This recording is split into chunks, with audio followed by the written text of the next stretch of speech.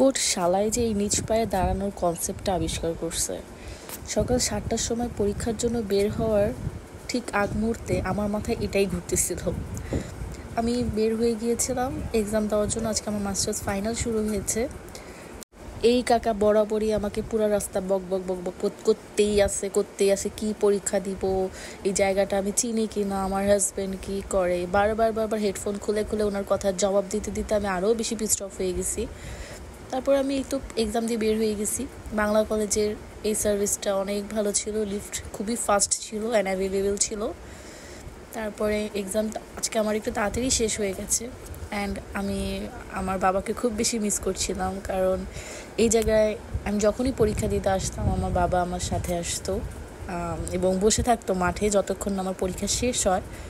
But আজকে আমি একাই এসেছি। আমি এই জায়গায় আমার পছন্দের ছোট সিঙ্গারাটা খুঁজছিলাম, বাট পাই নাই।